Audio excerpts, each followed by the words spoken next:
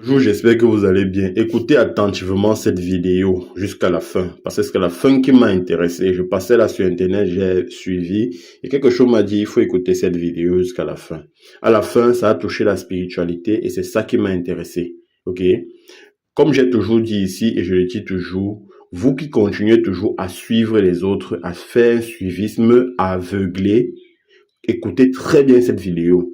Dans cette vidéo, vous devez comprendre, en tout cas certaines personnes vont comprendre que les religions que vous suivez de gauche à droite ne sont pas les vôtres.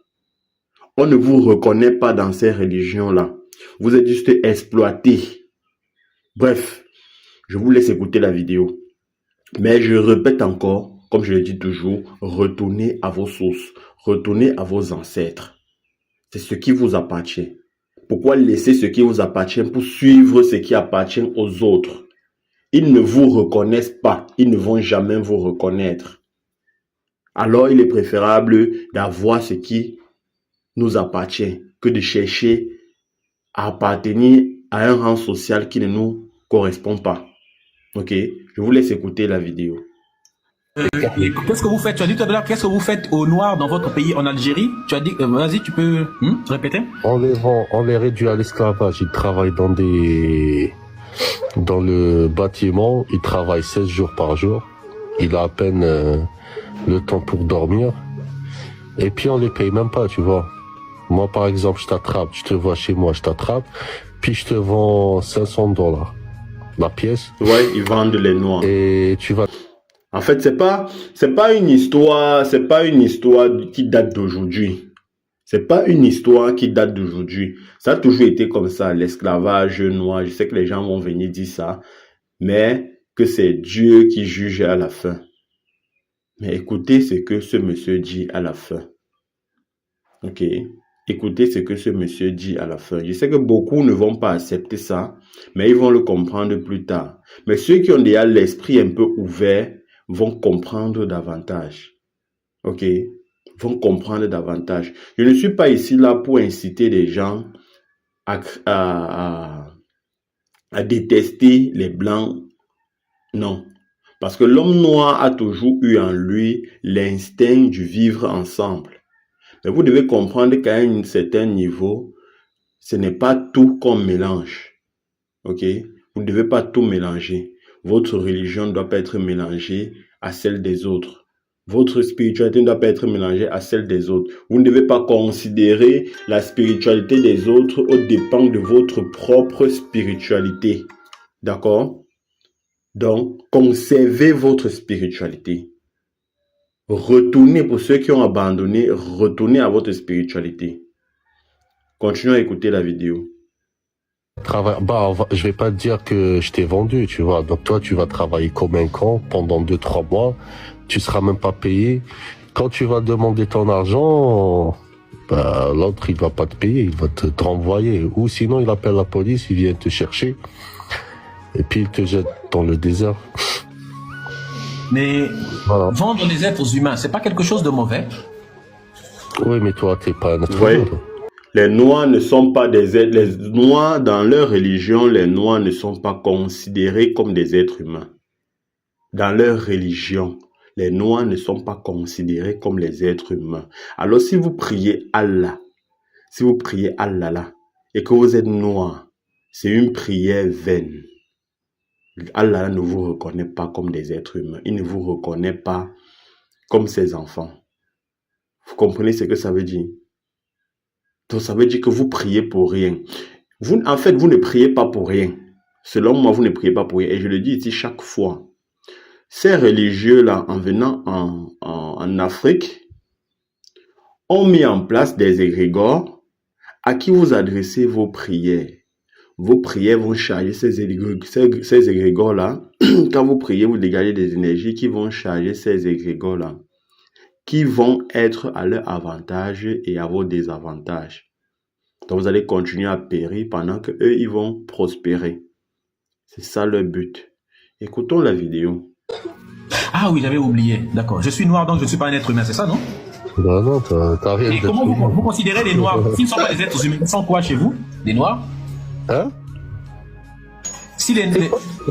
S'ils ne sont pas des êtres humains, qu'est-ce qu'ils sont chez vous, les Noirs? Je sais pas, une bête, je sais pas, une bête, un animal, un chimpanzé, je sais pas. Mais en tout cas, c'est sûr, t'as rien à voir avec la race humaine, toi. Et toi, tu es algérien, c'est ça, non? Ouais, alhamdoulilah, algérien, musulman, et on va Musulman en plus. vous conquérir. Exactement. Ouais. Mais ta religion ne t'interdit pas de faire ce genre de choses? Ben non, c'est permis. C'est permis dans la religion musulmane. Ouais. Comment le noir est considéré et traité en islam? En plus, l'esclave noir est inférieur à l'esclave blanc, tu vois. Mais je croyais que l'esclavage n'était pas Donc il te permis ou pratiqué en islam. Écoute, il te faut 2 esclaves noirs pour égaler un esclave blanc. Ah d'accord, donc l'islam n'a jamais interdit l'esclavage alors? Non, jamais. Mais qu'est-ce que tu penses des noirs qui sont musulmans? Parce qu'il y a des noirs qui sont tes frères. À toi, nous avons des noirs qui sont dans la Oumma en même temps, qui sont nos frères à nous. Mais comme ils sont musulmans comme toi, ils ont la même religion que toi. Qu'est-ce que tu penses de ça alors? Bah, c'est des mercenaires, on va les utiliser. Vous avez entendu ça? Voici la partie qui m'a intéressé. Les Noirs qui sont musulmans sont juste exploités, sont juste utilisés pour pouvoir exploiter leurs propres frères noirs. Ils ne sont pas considérés comme des vrais musulmans. Ce sont des mercenaires. Un peu comme en guerre, il y a des gens qu'on envoie pour détourner un peuple. Ok? Donc, ils envoient les Noirs qui ont pris pour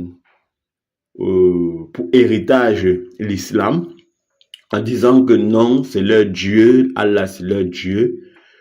Dans la religion musulmane, ces Noirs-là ne sont pas considérés comme des vrais musulmans, mais plutôt comme des mercenaires, comme des pions qu'on va placer en Afrique pour pouvoir exploiter l'Afrique et voler les richesses de l'Afrique.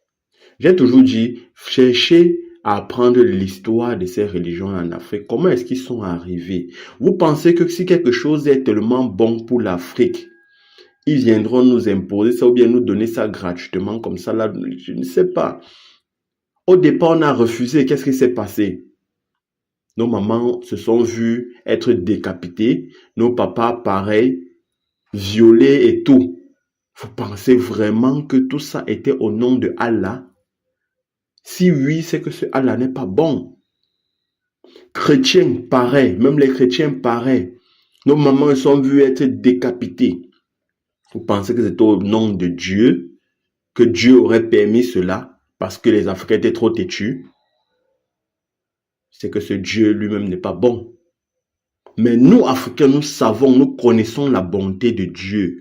Est-ce qu'un Africain a-t-il déjà soumis un peuple pour qu'il accepte la tradition africaine? Non, parce qu'on sait au fond de nous que la spiritualité est libre. Tu es libre de croire et d'expérimenter. On ne t'oblige pas. Dieu n'oblige pas quelqu'un à le suivre. Dieu nous a créés libres. Chacun doit être libre de ses mouvements. Et quand le moment viendra, tu assumes tout simplement.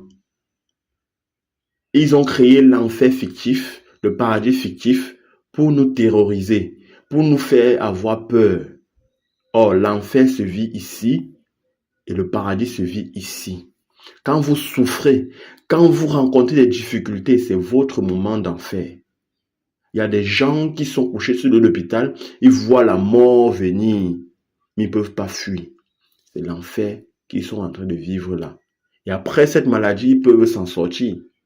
D'autres qui vont mourir après cette maladie, mais ils vont se réincarner pour venir continuer leur vie. Il n'y a pas un monde où il y a l'enfer, il y a le paradis. Une fois qu'on meurt, soit on part en enfer pour toujours, on ne revient plus. Soit on part au paradis pour toujours, on ne revient plus jamais. La preuve en est que il y a des gens que lorsqu'ils reviennent, ils ont la capacité de se rappeler de leur vie antérieure. Et ceci, c'est beaucoup plus pour des gens qui sont morts tôt, c'est-à-dire des enfants qui n'ont même pas atteint 10 ans. C'est ceux-là qui ont la capacité de se rappeler de leur vie antérieure. D'autres qui sont plus adultes, vous allez recevoir tout simplement des flashs. vous allez voir des choses que vous avez comme impression que vous avez déjà vues auparavant. Il y a des scènes qui vont se produire. Avant que cette scène ne se termine, vous saurez déjà comment elle va se terminer. Et vous aurez comme impression que vous avez déjà, c'est pas votre première fois de vivre cette scène. C'est ça qui explique la réincarnation.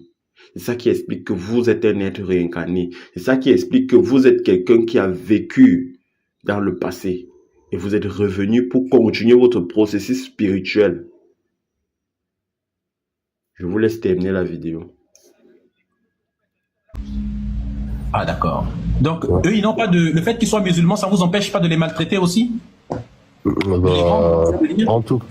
En tout cas, il aura un statut social meilleur qu'un kahlouche non musulman, ça c'est sûr. Mais il sera toujours esclave. On va les utiliser contre vous, tu vois. Les utiliser comment? Bah, contre vous. Contre les kahlouches qui sont pas musulmans. Pour faire quoi? Pour nos intérêts. Pour propager l'islam, pour vous soumettre et après prendre vos richesses. Qu'est-ce que vous faites? Tu as dit tout à l'heure, qu'est-ce que vous faites